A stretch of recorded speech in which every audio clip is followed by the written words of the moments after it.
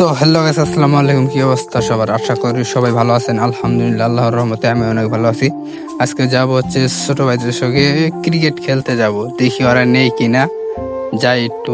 আশা দেখি ওরা খেলা শুরু করে দিছে।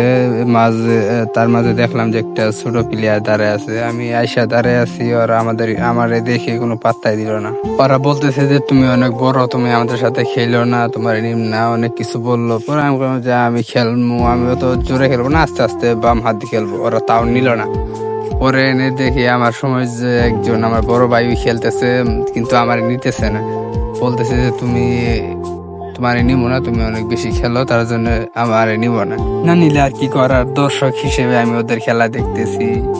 দেখতে দেখতে আর কি করবো, খেলা নেই না, এখন তো আর জোর করে খেলা যায় না। খেলা দেখতে দেখতে হঠাৎ দেখি আমাদের ছোট্ট একটা প্লেয়ার এসে এখানে পড়ে গেছে। আবার হঠাৎ করে দেখি কি সুন্দর একটা ব্যাট পরে আছে।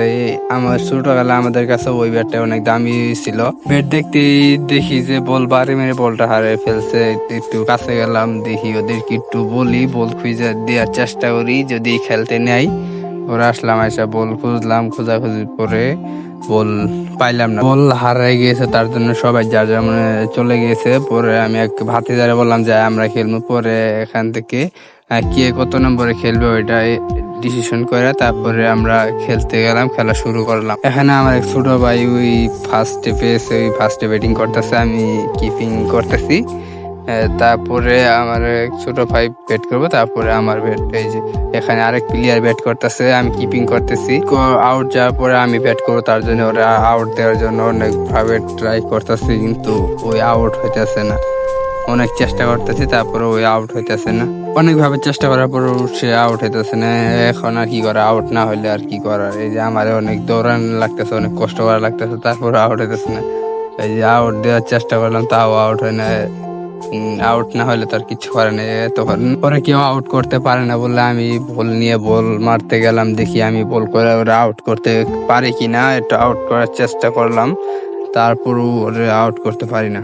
সে আমার অনেক কষ্ট করেছে। তারপরে অবশেষে ওরা আউট করার পরে আমি ব্যাটিং এ আইলাম, দেখি ব্যাট কতটুকু করতে পারি। ও তেমন একটা খেলতে পারি না, ব্যাটিং এর জন্য প্রস্তুত। ওরা বল করতেছে, ওরা বলতেছে যে তুমি একটু আস্তে ব্যাট করো।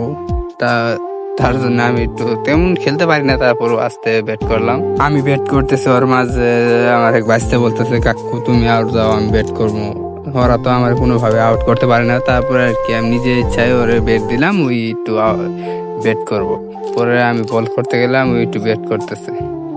ওরও আউট দেওয়া যায় না, তার জন্য করে বললাম যে কাকু আজকে এই পর্যন্তই যাও, আমরা চলে যাই। ওই বললো যাও কাকু, যাই গিয়ে কালকে খেলবনি। ওরা ডাক দিয়ে বললাম যে কাকু যাও, যাই গিয়ে মন খারাপ করে না, সন্ধ্যা দিতেছে গা, বাড়িতে যাম।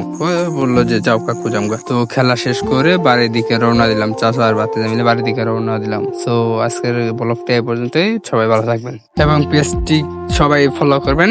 ধন্যবাদ।